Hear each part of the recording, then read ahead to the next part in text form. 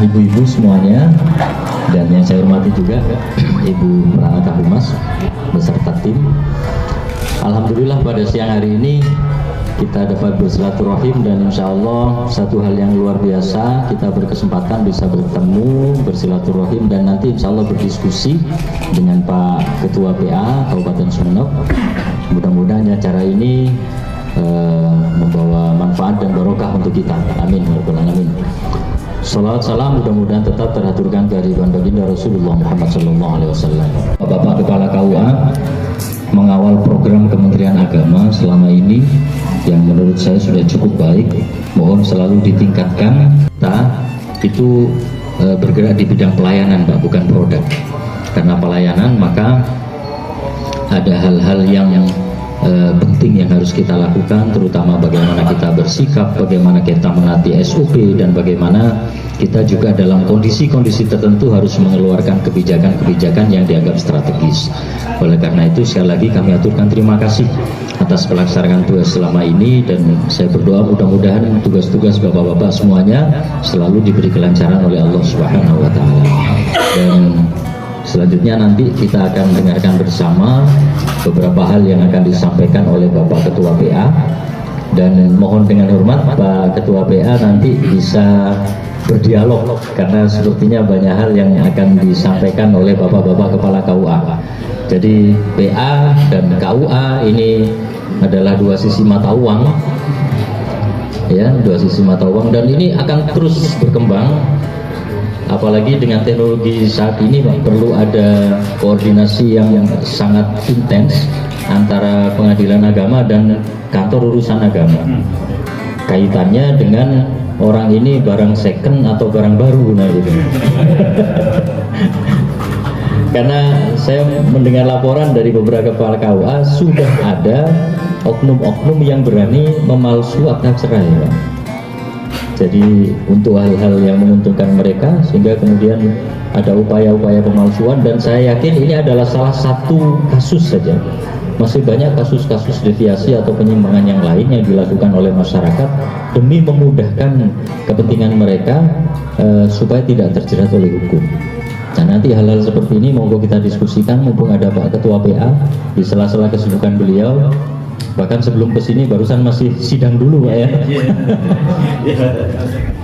Kami juga ada acara barusan, jadi pas juga kepada Pak Ketua PA atas kesediaannya untuk bergabung bersama kami dalam forum ini. Ini adalah forum yang dilakukan oleh seluruh kepala KUA yang sifatnya rutin, Pak. Ya, sifatnya rutin. Oleh karena itu memang tanpa undangan. Mohon maaf. Jadi kami hanya lewat telepon, lewat WA kepada beliau. Alhamdulillah beliau bersedia hadir. Kemudian insya Allah nanti undangan resmi akan kami susulkan sebagai salah satu pelengkap administrasi. Iya, sebagai eviden nanti untuk laporan. Kami mohon maaf Pak Ketua Pengadilan Agama apabila dalam forum ini ada beberapa hal mungkin yang menjadi kekurangan, tapi inilah adanya kami, Pak. Insya Allah tidak mengurangi kekompakan kepala-kepala KUA ini, penuh dengan persaudaraan. Saya kira itu Bapak Ibu yang bisa kami sampaikan. Oh ya, terima kasih juga Pak Kasubag, Pak Kasibimas, Pak Penyelenggara Jawa sudah hadir mendampingi kami. Nanti bisa ikut berdiskusi juga bersama kepala KUA. Demikian, terima kasih dan mohon maaf. Wassalamualaikum warahmatullahi wabarakatuh. Demikianlah sambutan dari Bapak Kepala Kantor Kementerian Agama Kabupaten Sumeneb. Selanjutnya sambutan dari Ketua Pengadilan Agama Kabupaten Sumeneb selama 5 atau 10 menit, dan kemudian yang terhormat Bapak Kepala Kantor Kementerian Agama Sumeneb, yang saya hormati Bapak di kantor saya Dr. Andus Haji Pralatua Lubis SHMHI yang baru bertugas di PA Sumeneb 1,5 bulan lalu. Jadi dengan Bapak Kakak Kemenak mungkin nggak terlalu jauh beda ya, nggak terlalu jauh jaraknya ya. Ini sama-sama di Sumeneb gitu. Asal dari Medan tapi udah besar di Padang, udah besar istri orang Padang juga gitu. Dan sekarang ditugaskan di PA Sumeneb, sebelumnya Wakil Ketua PA Palembang, karena Bapak PA Sumeneb naik kelas 1A, ya ditugaskan di sini untuk sama-sama bapak-bapak, ibu-ibu di PASI Sumeneb ini. Jadi Bapak sekalian, sebagai kita mitra kerja dan sama-sama tupoksinya sama, untuk memberikan pelayanan kepada masyarakat. Kalau kami di pengadilan ada memberikan pelayanan di excellent ya, excellent melalui zona integritas. Alhamdulillah PA sebenarnya sudah meraih WBK, pelayanan tetap harus ditingkatkan.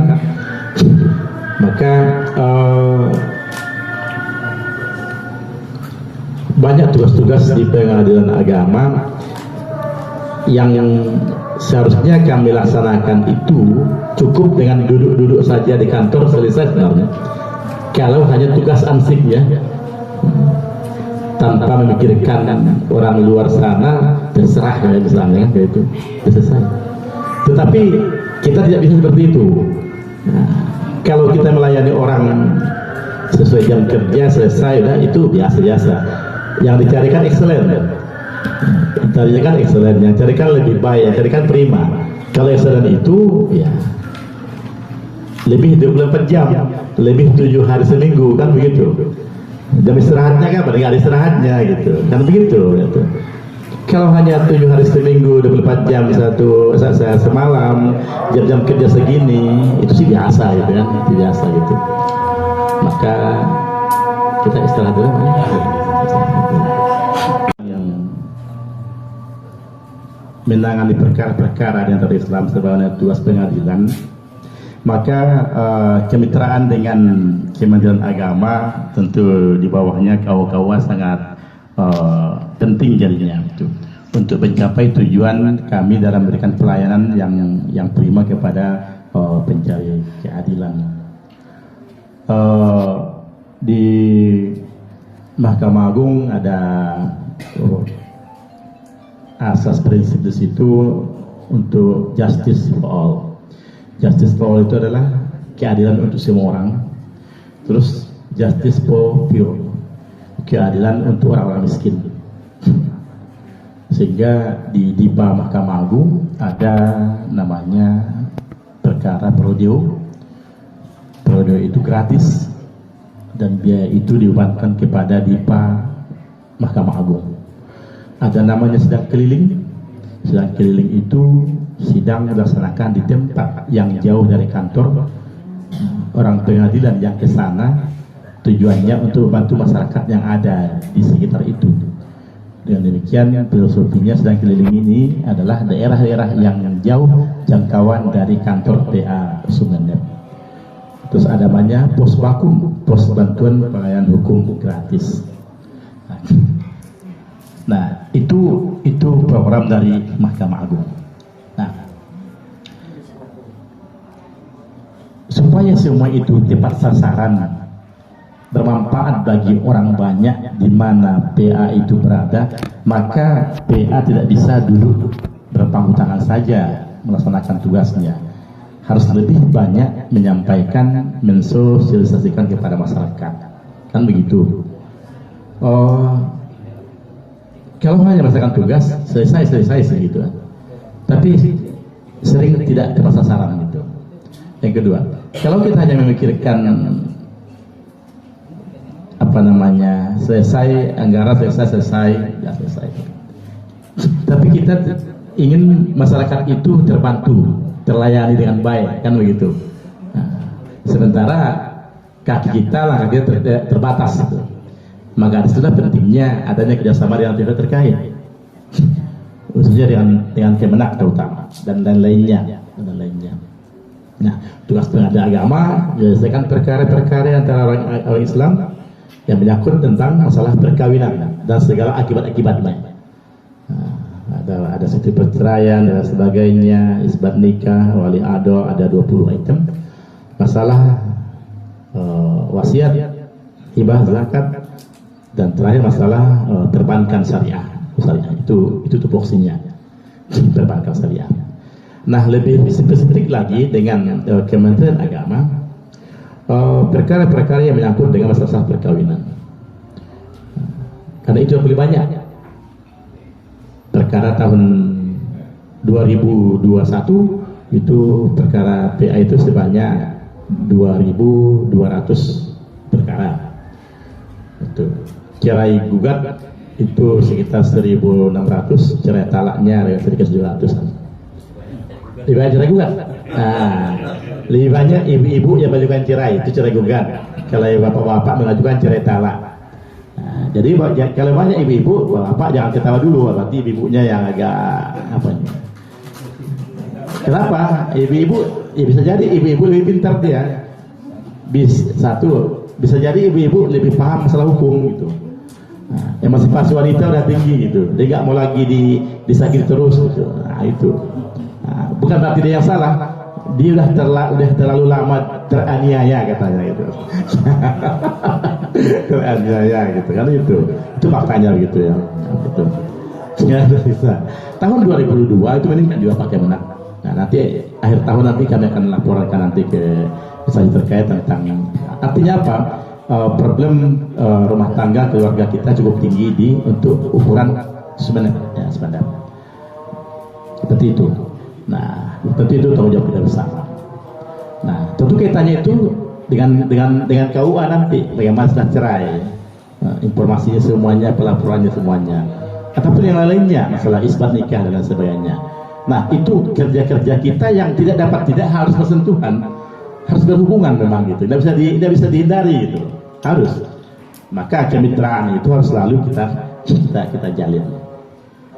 Nah, yang menyangkut tadi, yang perlu poin yang saya sampaikan pada hari ini adalah masalah 3 agenda pokok nanti, dan memang ini momennya tepat Pak Kemenak. Kenapa ini akhir tahun? Di Pananda akan keluar di Desember mungkin nanti paling apakan, dan itu saya akan membuat perencanaan nanti 2023 gitu. Saya harus kemana ini, sedang kelilingnya ini gitu. Mungkin ke Pulau Giling Giling Genteng, atau ke Masalembo atau kemana gitu misalnya ya, Tarago gitu kan. Seperti itu. Nah, seperti itu. Nah, ada biaya prodeo, ada posbakum itu. Nah, yang kedua, bagaimana masyarakat itu terlayani dengan baik dengan azas peradilan itu sederhana, cepat, dan biaya ringan. Sementara bapak-bapak, masyarakat kita khusus Sumeneb itu nggak biasa jalan sendiri. Kalau ada masalah dia pasti ke kepala dusun atau kepala desa, dengan bahasa apa di sini namanya kepala desa itu, atau dia ke kiai apa, atau nanti ke pengacara untuk ke kantor. Padahal kalau perantara pasti tambah ongkos, tambah biaya. Sementara orang itu datang ke kantor lebih cepat, lebih murah, lebih ringan biayanya. Bapak bayangkan, perkara perceraian saja itu paling biayanya antara 250 sampai 400. Ayo, Ibu, Pak, coba. Kalau langsung dia hanya segitu, sementara dia pakai pengacara 5 juta, 6 juta, kasihan ya. Uangnya itu oke lah mereka orang kaya, tapi kan lebih baik uang itu yang lain kalau dia kaya. Kalau enggak, tentu dia menjual ini dan sebagainya. Ini fakta. PA Sumeneb itu hampir 80-an pakai pengacara, kayak di kota aja, kayak orang kaya gitu. Kasihan ya. Kayak orang kaya, bisa orang kaya pengacara, dia sibuk lagi syuting, dia sibuk bisnis, nah kamu uruslah pikiran saya gitu. Biasanya gitu. Orang yang ada di rumah gitu. Nah, kita kan enggak. Kita ternyata telusuri, kultur kita memang beda. Orang sini memang ya takut sendirian gitu, segan mungkin ya. Jangankan urusan kepala agama, ke KUA saja, ke kantor desa saja mereka harus ditemani ramai-ramai gitu kan. Apalagi ke pengadilan. Nah itu. Nah, jadi perlu memang penyampaian sosialisasi kepada masyarakat kita. Kalau ada perkara, ya pergilah langsung. Atau memang bawa kawal yang menemani. Ya, masalah menemani bagaimana minyaknya itu atur aja lah gitu. Tapi daripada pengacara itu berat. Kalau bapak-bapak mungkin saya yakin tidak akan sampai hati membebankan di luar kemampuan mereka. Ya, kita terbuka aja lah. Bapak kan akan meluangkan waktu dong menemani mereka, tinggal kerjaan lainnya kan begitu. Tapi selama itu batasnya wajar, ya kenapa tidak, dan kalau menolong. Tapi kalau pengacara nggak ada taruh menawar 5 juta, 10 juta. Bisnis. Padahal kadang-kadang perkaranya itu sidang selesai. tanpa hadir pun tidak selesai sebenarnya. Kasihan masyarakat itu. Tapi lagi-lagi apa? Karena ketidaktahuan gitu. Ini yang perlu melalui Bapak, karena Bapak yang banyak berhubungan dengan masyarakat kan gitu kan. Perlu melakukan ini. Dulu sampai pengacara gitu. Panjang urusannya dan banyak biayanya. Padahal kalau kita sendiri berperkara lebih cepat lebih bagus. Karena penilaian kita dari Mahkamah Agung, siapa yang cepat selesainya itu tinggi nilainya. Maka kita nggak berlama-lama itu. Tetapi pengacara menjual nama kita. Oh, kata hakimnya dituduh lagi nih. Siapa bilang kita ingin cepat lebih bagus, ingin cepat selesai. Dijual apa nama kita oleh pengacara itu? Kenapa? Kalau pengacara lebih sering bolak-balik, lebih serius tampaknya di mata lainnya. Oh iyalah, Bapak itu sudah sekali ya, tambah uang lagi gitu. Lebih mahal lagi. Padahal kita sudah punya target 1, 2, 3 kali sudah selesai gitu. Boleh lama-lama gitu. Kasihan pada pihak gitu.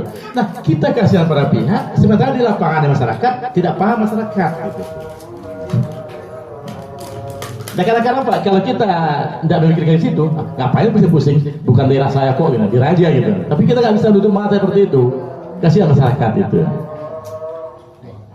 Masa itu perlu nanti melepas semua ya. Mari kita cerdaskan masyarakat kita itu warga kita supaya ikutilah aturan hukum, ya nggak usah pakai ya pengacara, langsung saja gitu.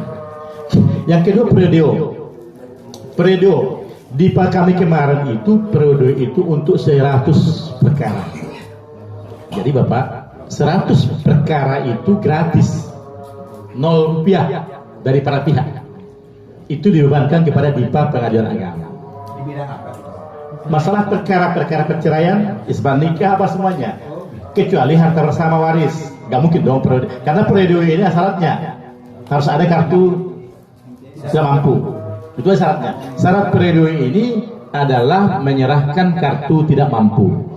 Karena periode gratis kan, maka negara membayarnya.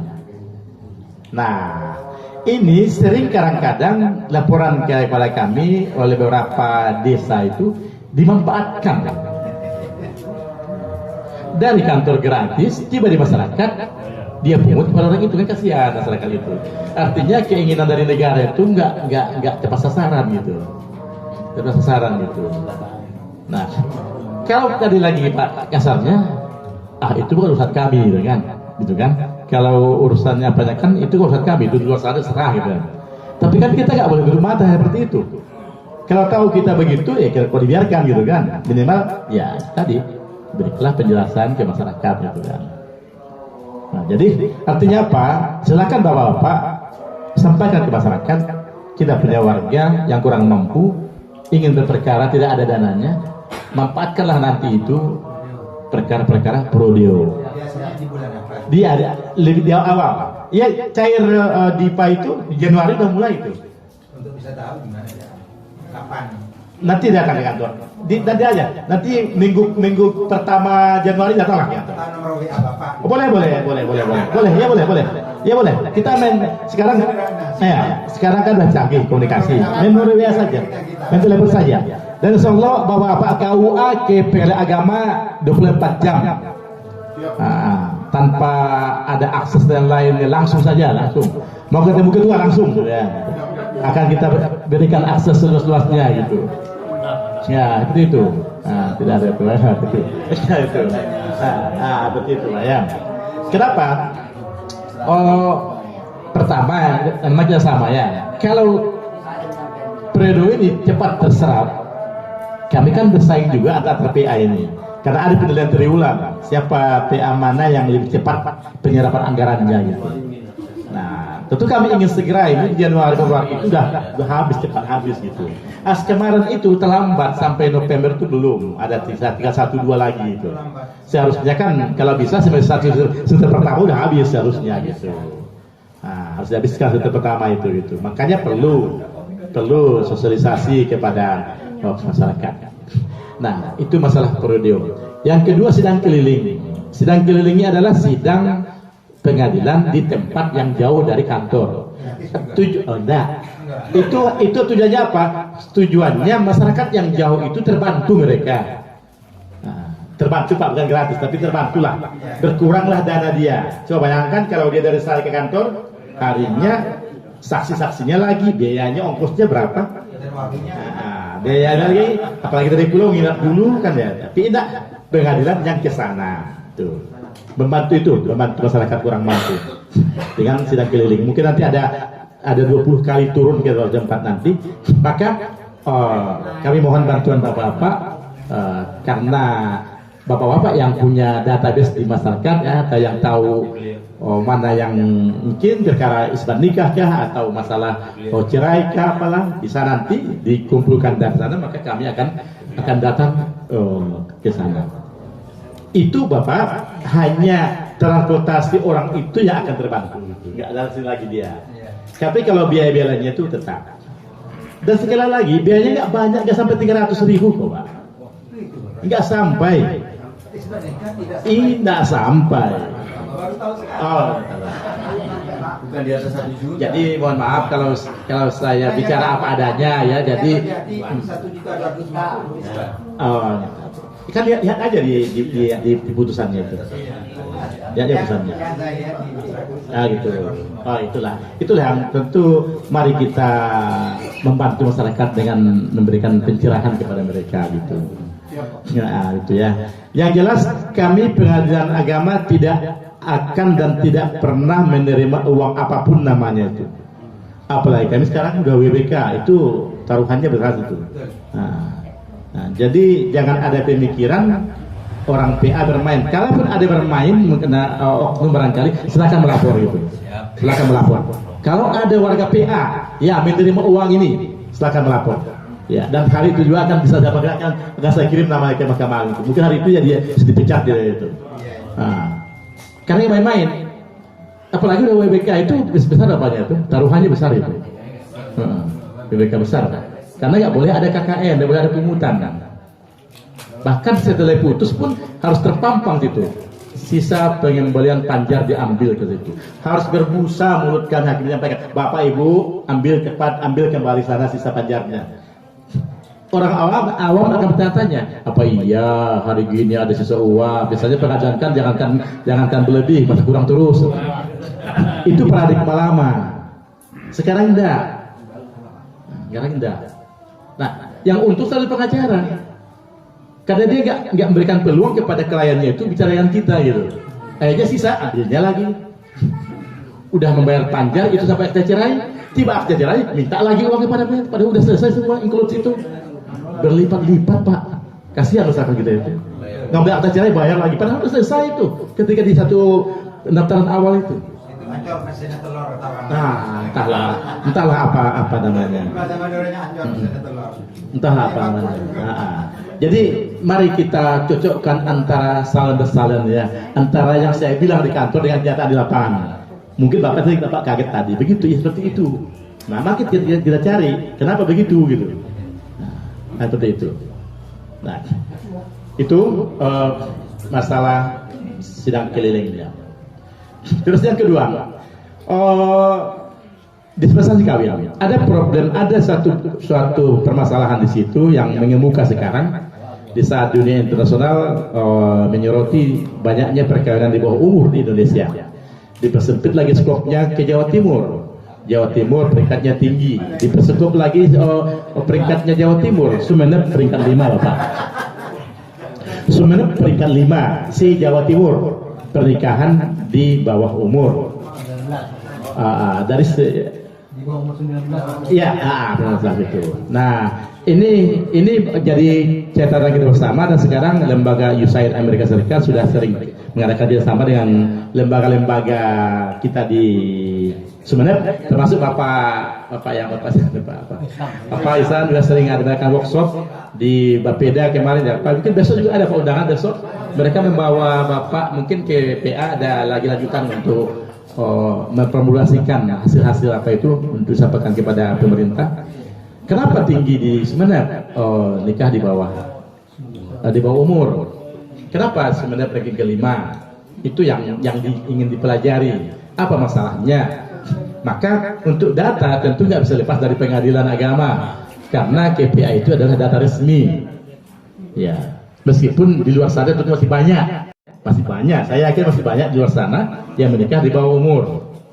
Sekarang rata-rata umurnya 16, 17, 18 itu ya. Nah, kenapa ini meningkat? Karena setelah revisi undang-undang perkawinan ya dikabulkan MK, kajian undang-undang baru, undang-undang perkawinan kita menetapkan batas usia perkawinan perempuan 19, laki-laki 19.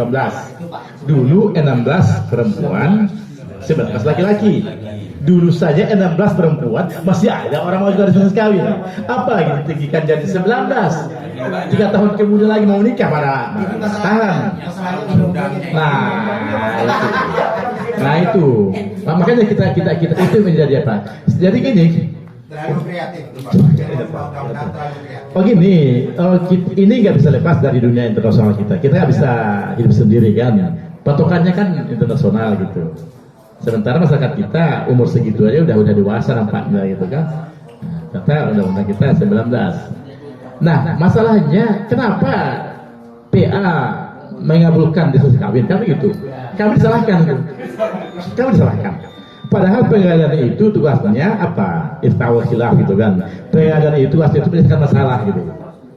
Dan menjalankan undang-undang. Dalam undang-undang itu kompetensi PA itu termasuk itu. Di samping isbat nikah, wali adol, ada namanya diskusi kawin. Memberikan izin kepada orang yang menikah yang kurang umur dengan persyaratan tertentu. Terus Ibu Bupati nanya, Pak Ketua, udah usah pakai aturan diskusi kawin itu, hapus saja diskusi kawin itu. Nah, tetapi tidak saja itu, oleh undang-undang kan udah dibuat aturan seperti itu. Adapun undang-undang itu supaya lebih tertata lagi gitu loh. Kalau nggak ada itu lebih parah lagi nanti. Toh ada itu pun orang masih berani nikah di luar sana, apalagi dikasih solusi melalui agama. Melalui agama itu lebih mengarahkan kepada beberapa pihak. Karena syarat-syarat diskusi kawin ini adalah harus menghadirkan orang tua dari dua pihak. Supaya apa? Supaya diberikan pencerahan kepada orang tua. Anak mau menikah loh ini, dampingi nanti ya, ajari mereka. Untuk kan si anak, si dua-dua harus hadir untuk diberikan pencerahan. Kamu udah pernah mens, sudah segalanya. Perlu surat keterangan dari kesehatan. Sampai segitu. Supaya apa? Lebih siap mereka.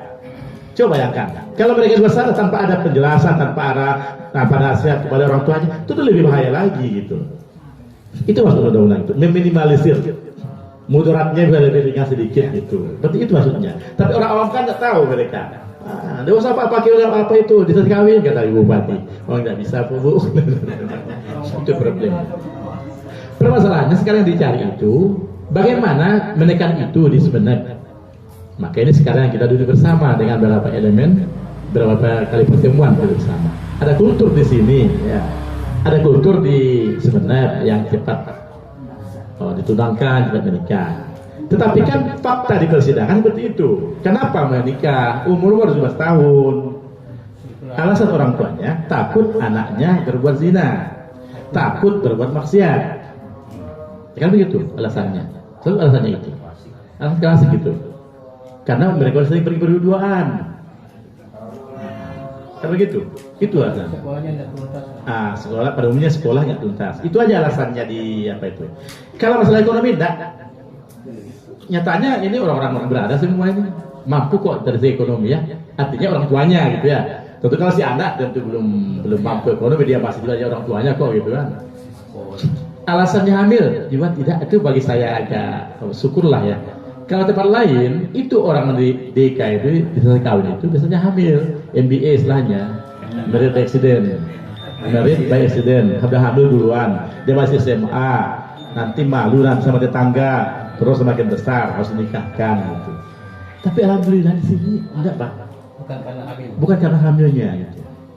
Orang tuanya takut anaknya bermaksiat gitu. Kenapa maksiat? Karena mereka udah jodohkan udah SMP, udah. Jadi ada kultur Pak. Kenapa harus dipakai lagi itu? Terus kalau udah ditunangkan, emangnya menghalalkan boleh kemana-mana? Itu tidak juga kan? Yang apa menghalalkan? itu biasanya mbahnya. Nah itu dia. khawatir mati duluan. Wah, ada lagi alasannya. Mbak masih ada. Nah, Mbaknya. ya tentu perlu pencerahan kepada masyarakat kita. Dulu kita beranggapan, oh kalau Pak Kiai barangkali yang menikah, tidak juga. Pak Kiai nggak berperan kok dia di situ lagi. Lihat orang tua Pak, orang tua si anak-anak ini. Gitu. Orang tua yang didesak sama orang tuanya lagi. Nah, bisa jadi. Sehingga pertemuan besok itu tim dari usaha lembaga ini minta lagi kepada kami, coba Pak kami datanya kecamatan mana di Sumeneb ini yang paling tinggi angka di bawah umurnya. Nah, seperti itu. Jadi Bapak-bapak, ini problem kita bersama ya. Kalau KP agama itu adalah muaranya saja itu. Muaranya itu kan. Muaranya ke situ. Nah, di luar sana masih banyak problem-problem keumatan kita, masalahnya dengan hukum-hukum perkawinan ini yang perlu kita tanggulangi bersama. Nah, itu sekitar pengantar barangkali Bapak-bapak, Ibu, mungkin nanti bisa kita kembangkan dalam diskusi. Yang jelas Bapak dan Kemenak, ini bukan pertemuan pertama terakhir ini saya harap. Nah, saya harap kita pertemuan berlanjut juga dalam waktu kapanpun Bapak-bapak kumpul ada apa, telepon saya. Pak, kesini dong ngopi kita, ayo siap, saya akan datang gitu kan. Nah, gitu ya. Atas sekian. Bertanya, saya kembalikan kepada pembawa acara.